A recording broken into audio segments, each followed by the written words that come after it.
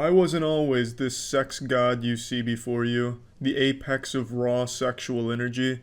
In fact, I actually came into this world a virgin. I was born with virginity. My father, he wasn't a virgin, and yet, embarrassingly, I was. And it stayed that way for 19 years, until in the spring break of my 19th year in this plane of existence, it all changed when my wiener nation landed on the shores of a vagina nation. Consensually, of course. It was an invite for the wiener nation to make landfall. At 2013 years after the death of Christ, I had finally lost my virginity. Like a crab shedding its shell, I molted. But what did I do up until that point? Well, I've already shared with you a little bit of my freshman year of college where I pretended to be a mysterious anime character, but this arc doesn't stop there. I used to think it was cool and unique to be a virgin in college, so I used to wear it like a fucking Boy Scouts badge of honor. You know, I would talk about my virginity to any female that made the mistake of listening. It was one of the first things I'd do. I'd basically fucking shake a hand and say, I'm a virgin. You're shaking a virgin's hand, which is probably the grossest hand you could ever shake. Because you know that shit is crusty. If these hands could talk, well, if this hand could talk, the stories it would tell you.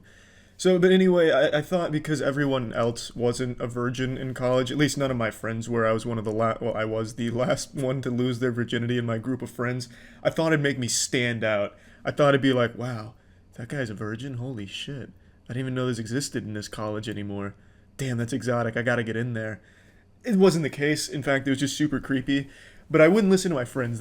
One of my friends sat me down as like a fucking intervention. He was like, Charlie, look, you gotta stop telling people you're a virgin. It's weird and it's not gonna work. But I didn't believe him. I thought he was working with like the Illuminati trying to restrict my power. But today I look back on that and I see he was a fucking saint. He knew what I didn't. How creepy that was. I was like a fucking vegan. I wouldn't shut the fuck up about being a virgin. Like in parties and shit, if I'd been drinking, you know the virginity talk was coming. I was like a parent giving the birds and the bees talk to their children. And God help the poor women that talked to me when I was drunk and talking about virginity, because sometimes I'd talk about it in different accents. Sometimes I'd be an Irish virgin, other times a Russian virgin. I thought it would be something different and cool.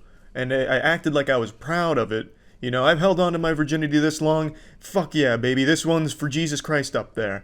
But I wasn't proud of it, and I knew Jesus wasn't proud of my virginity either, nor my attempt to spit the game at the parties by talking about virginity. That was never gonna work. But it didn't stop me. You see, this all took place around the time that I got my main lead acting role in the Hunger Games Mockingjay Part 1. I've already shared that story with you.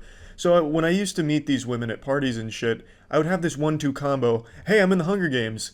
And I'm a virgin.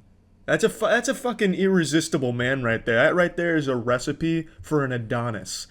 And let me tell you what, that didn't help very much. But I used to have the Mockingjay trailer on my phone, and I'd show the trailer if they were unfamiliar and just pretend that I was in it, and I wouldn't go back to show them. I'd just be like, oh, there I am. Oh, I was quick, you missed it. I must have tried this combination move 100 times. Like a Japanese bladesmith, I'd keep folding it over, smashing it down, making it sharper, better, refining it, until finally it worked one time. I met a girl at a party, we talked, we made out, exchanged numbers, and we're going to get together for a date. Date comes around and you can already guess the conversational topics.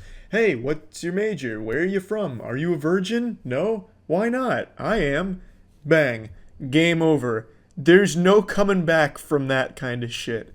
I don't know why the fuck I just felt this compulsive desire to constantly talk about it. It's really not like it was a crowning achievement, and not even to me. I constantly wanted to lose my virginity, and yet I'd constantly hype it up like it was the best part of me.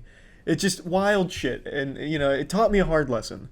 That's pretty much when I learned the most important lesson. Stop bragging about virginity. This desire to be unique between being an anime character in college, the fucking mysterious anime character, to being a virgin fucking evangelist constantly preaching the good word of virginity. This desire to be unique really fucked me and hindered me very much in my early formative college years. Also, during this time I had a friend that was a female. I very much liked her. We were friends for like a year. The feelings weren't mutual. I was very into her. She had none of those same feelings for me, but it didn't stop me from telling her that I was saving my virginity for her. How noble. They say chivalry's dead, but yeah, I used to tell her that my virginity is going to be hers for the taking.